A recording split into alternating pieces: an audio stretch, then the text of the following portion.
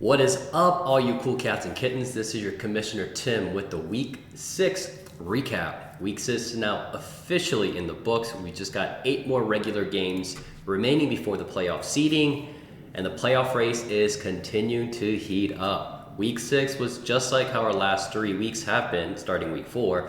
All 4 of our matchups were all but pretty much decided officially by the end of Sunday night games. We also had another potential 190 plus point scoring output coming up just short with Trust the Process as our league leader at 188 points. Commissioner Brandon follows up his stellar 4-0 perfect week in Week 5 by going 2-2, putting him at 15-9 for the season. I think he got a little too cute with the predictions this past week. Maybe he should have just stayed with the sleeper picks. That would have gone 4-0. All right, so over to fantasy notable and positives. I'm going to start out with Derrick Henry, King Henry the Train, the fantasy leader again in Week 6, scoring over 34 points. I mean, this dude is a freight train with runaway speed. I think for all of us that's played Madden growing up, this is literally the running back that we all wanted to create in that game. Massive, fast, powers over anyone else. 6 games in, by the way, he's on pace for 2,200 rushing yards this season. Still, by the way, yes, we're at 17-game season, but still in a 16-game regular season, he's still above the 2,000 rushing yard pace. So he would be the only one to do so in back-to-back seasons in entire NFL history, and I'm not going to count out Derrick Henry. And also, if he's able to go over 2,200 yards for the season, he's currently on pace to break the all-time rushing record held by Eric Dickerson at 2,105 yards, which has been held since 1984. Second player I'll highlight is CeeDee Lamb, the second fantasy leader for Week 6. He finally breaks out, scoring most of his output in the second half and giving the victory in overtime with that touchdown reception. It was very quiet in the first half, but it was really great to see him sort of picking up. Obviously, there's been concerns for both CeeDee as well as Amari with the rise of Dalvin Schultz in that offense, along with the increasing volume for the run game. But it's good to see Dak and Dallas relying on CeeDee when they are trailing and they need results. I mean, this kid's a stud, and I'm happy to have him on my roster for years to come. I'm going to go through sort of the theme of this week for the rest of sort of these fantasy notables. And for me, this week's theme was new faces and old names. There's lots of new leaders at the top for Week 6. Names that are newer to fantasy, or even names that are resurgent we haven't seen in a recent while. So I'm going to start out with this list. Cooper Kupp bounces back, posting 29.5 points. Jonathan Taylor continues, this sophomore year running back continues to heat up, scoring another great 28.3 outing. And Lenny Fournette, doesn't matter about the playoff Lenny anymore, man. He's carried that momentum from playoffs last season all the way into the regular season. And as I mentioned last week, he's really secured that backfield. And now it's 2 weeks where it's obvious it's no longer a committee. Gio Bernard has been back and healthy for 2 weeks. And Lenny has posted his season highs in back-to-back weeks, getting more receptions out of that backfield as well. 27.7 points for him. And I expect he may finish as RB10 for the rest of the season. And his schedule does get tougher, but Yeast, who's acquired him, should be happy. His one of the softest remaining matchups comes on Week 17, championship week, against the Jets. Jalen Hurts with a great 25-point outing. While there may be concerns lingering on whether he is a franchise quarterback for them or not, mobile quarterbacks again showing us why they are the cheat codes to fantasy. And welcome back Adam Thielen in a season where the young superstar Justin Jefferson has firmly established himself as the WR1 on that Vikings offense. Adam Thielen was able to record his season high of 13 targets, an output of 24.3 points, and helped the Vikings late in the game to be able to take the win in overtime against the Panthers in a pretty fun game to watch. Jalen Waddle shows everyone why he was drafted so high. He was picked 6th overall in this year's NFL draft. I also don't think it's a coincidence Waddle had his season high with 24 points on the first game where Tua was back. Tua sent 13 targets to his former college teammate, and the chemistry between Tua and the two was evident. I think Waddle isn't gonna be likely getting the deep threat numbers with that Miami offense, but for Tua and the Miami offense, I think these short routes that Tua just likes to throw has Waddle as that's its greatest beneficiary, and I expect Waddle to finish out the season strong in a WR2 type of a dynamic range there for the rest of the season. One last name that I'll mention, just because it was sort of like a new name for us, was Khalil Herbert. Takes advantage of his rare opportunity, right, being able to start because of the injury to David Monty, as well as the COVID for Damian Williams. He scored 18.2 points on 19 carries, 97 yards, and a tutty with 2 receptions with it. Extremely efficient. This kid actually looks like he's going to be he's going to be an NFL player for years to come.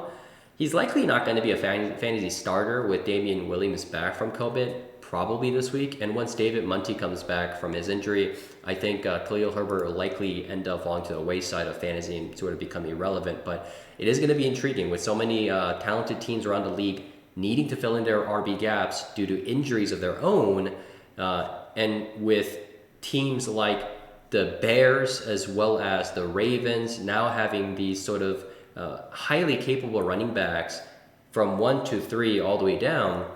I do wonder if there's going to be any potential moves in our league sending some of these running backs that are sitting behind the depth charts, who are able to show up when these opportunities came due to injuries, being moved into sort of better, greener pastures to be able to get more of the volume on those offenses.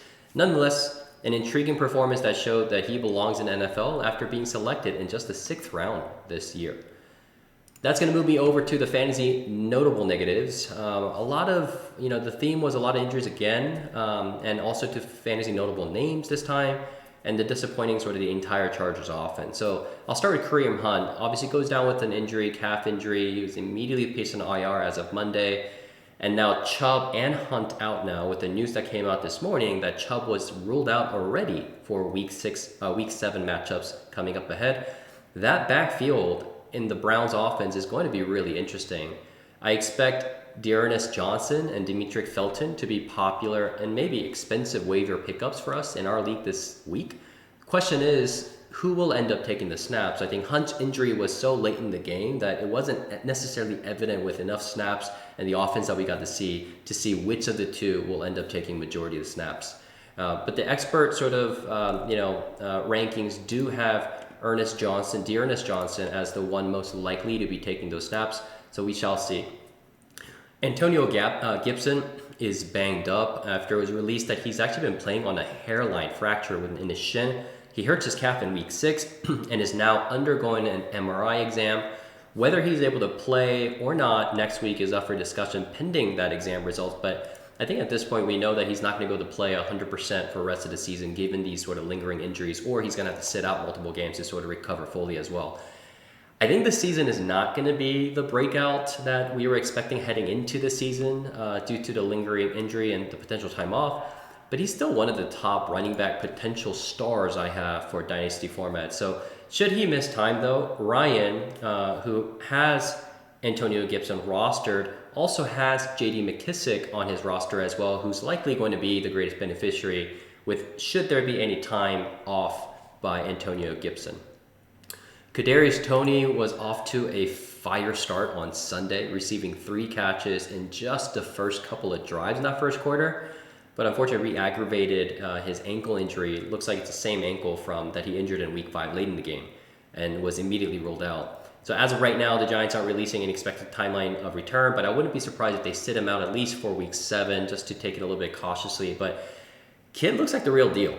I think this is another player that's on Ryan's roster that looks like a potential sort of stud. He's got, between Kadarius Toney and Jamar Chase, two of maybe 3 top young receivers, and he's got Jalen Waddle actually too. So maybe 3 of the top 3 rookie receivers so far this year are all sitting on Ryan Brady's third dynasty's roster. It's going to be pretty interesting, but regarding Kadarius Toney, sad to see him not being able to get out there on the field to capitalize on his opportunity with that depleted Giants receiver core. I really wish that he can come back because this kid looks fun. And then I'll sort of section off into this entire sort of Chargers offense. I mean, man, the Chargers just look lost against the Ravens. I don't know what happened. I'm not an expert in football to figure out what the hell happened, but Justin Herbert looked absolutely lost against the Ravens, had his worst fantasy and real-life performance, I think, so far in his entire career, putting up only 11 points for half Chubb. He is a stud, though, so I'm sure he's going to bounce back, especially after his bye week coming up against the Pats in Week 8. The offense struggling, though, through Justin Herbert, obviously affected a lot of two other players that are fantasy relevant for that team, which is Austin Eckler, ended up having his first stud of the season with 7.5 points. Still got 7 targets overall, but the offense obviously stalled, and then that also caused Mike Williams to be able to have another sort of bad week at 3.7. Thankfully, Mike Williams' bad performance for this week didn't affect the Washington Fantasy Football Team's matchup for this week like it did in Week 4 against Bills Mafia. I don't think this week, though, was all that bad. If you take the numbers, like 3.7 looks really bad, but I don't think it was all that bad considering the circumstance, though. He got plural majority of the target shares from Herbert when he was playing, and he was also injured, so he wasn't able to be part of all the snaps that he otherwise would have been. So he came into the week banged up and couldn't finish out the game, and they've got the bye week next week, so I think that timing couldn't have come at a better time for Mike Williams' health and for the Washington Fantasy Football Team's output that they are able to get from Mike Williams going forward. All right, so I'm going to move over to recaps on matchups now. Obviously, we're past Week 6, heading into Week 7, officially the mid-season, and the playoff race is certainly heating up with a lot of sort of rankings around who's going to sort of break out to the top tier. So I'm going to start with matchup number 1 in Bills Mafia versus Brady's Third Dynasty, 165.02 to 135.1. Bills Mafia goes for 3 straight here, firmly cementing himself as one of the playoff favorites, at least in my books, while knocking down the league's top-rated team in both power rankings and standings as of Week 5. They both now move to 4-2 for the season. This game certainly causes movements in our power rankings from last week, especially with the health questions that became lingering and larger in Week 6 with Antonio Gibson. So stay tuned for that. Next week's matchup for Bills Mafia, though, will be a needle-moving matchup for playoffs, as it'll be Bills Mafia facing Cup to Canada. 2 teams now who have won 3 straight are firmly in the tier for the playoff favorites for me. And over to matchup 2, Half Chubb versus Cup to Canada. Cup to Canada takes a large victory here, almost 50 points.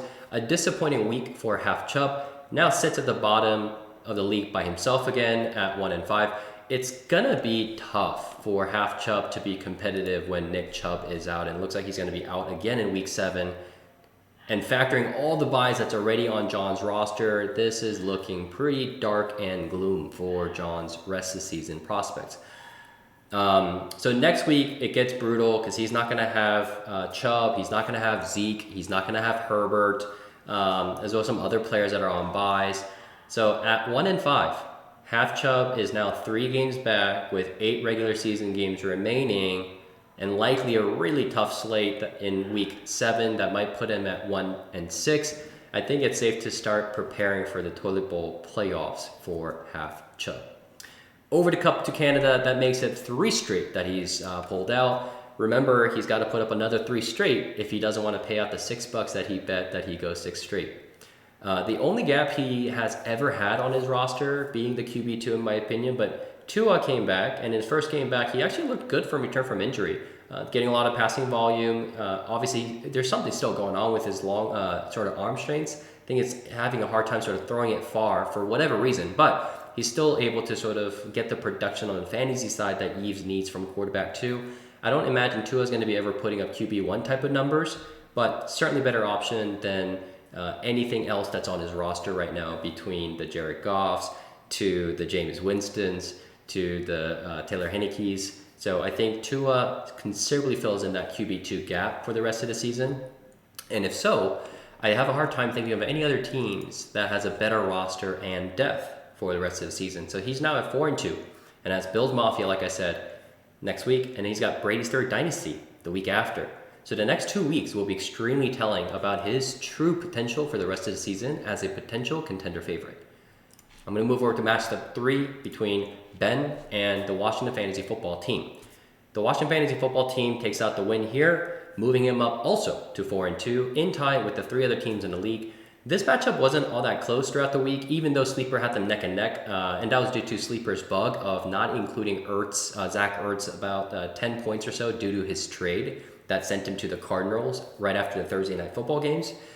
Adam had a really good fantasy free agency pickup preseason in Darrell Williams, and it paid off immediately this week. And maybe potentially without Darrell Williams being effective this week, this matchup could have been close. Maybe Ben may have been able to sneak out a victory following Commissioner, sort of this upset pick that he had coming into this week. But Darrell Williams has scored higher than Clyde Edwards-Helaire has done all season at 22.4 points. So it should be a nice pickup for him to strengthen his roster during this mid-season until Clyde Edwards-Helaire comes back from IR. But Adam, for the next couple of matchups, he's got Chota and then trust the process over the next 2 weeks. So it's likely he may be sitting at 6-2 after week 8. And I think he's got the most clear line of sight to being at 6-2, which means he might be at top of the standings come games after week 8. I'm going to move over to matchup 4, what I call the Cellar Dweller matchup. I'm also going to give this the Commissioner's matchup of the week. And specifically because I like to make Commissioner's pick of the matchup of the week be league-altering matchups. There wasn't really any of that this week, especially because the lower-seeded players played with each other and the higher-seeded players played with each other, and it sort of separates to 4-2 for the top 4 and everyone else. But this one gets the matchup of the week, having it be also the largest blowout with almost a double the scoring differential between the two teams. Chota has his lowest scoring game of the season so far and now sitting at 2-4 and drops 3 straight after winning 2 while averaging also in that span the league's lowest scoring totals. It's really hard to see Chota being able to contend for a playoff spot. Right now, there's no life in Chota's roster and almost requires a superstar night from multiple players on his roster for him to have a shot at winning. But keep in mind, Saquon's out. DK Metcalf's ceiling has also been greatly capped with the injury to Russell Wilson and with Geno Smith thrown to him instead. So the season's starting to look quite bleak. But when also you've traded away your first 2 picks for the next 2 seasons, what do? Potentially lost season, but I'm glad I'm not going to have to be the one shipping out this trophy with expensive international shipping over to Korea this season, at least. Over to Trust the Process, what a week. The scoring league high, 188 points. Also the second highest performance in our league to date, right behind Ryan's performance last week at 189. And while this isn't necessarily indicative of expected results for the season, I was personally, as someone that's building for the future, I was really happy to see what my young roster is capable of. And it should be a good sign of things for great things to come in the future seasons from this core roster. I'm now sitting at 2-4, going up against Ben next week, who won't have Christian McCaffrey nor Kareem Hunt. And I think I have a shot at ending that week at 3-4 with potentially a rematch. Keep in mind, week 8 means a rematch. So the week 8 rematch against Adam and the Washington Fantasy Football Team, who was able to sneak out a victory against in that week 1. So if, going to 3-4, it could certainly be interesting. Heading into this week, I had the highest points against in the league by a wide margin. And those numbers should also start to begin to regress to the norm as we saw even after week 6. And who knows what might happen if I'm at 4-4 after week 8. Maybe playoffs, maybe something. Who knows? I think the season is still young. Overall, the playoff race in one way is cooling down because the top 4 have emerged and is starting to separate. But in another, it's heating up as the top managers sort of duke it out for positioning. And anything can still happen. I think the top tier will start to separate itself even further during these bye weeks and potentially even make room for the 4-seed competition between a couple of teams like Ben's, Chota's, or even myself. So it is still young with more than half the season left to be played. Anything can happen.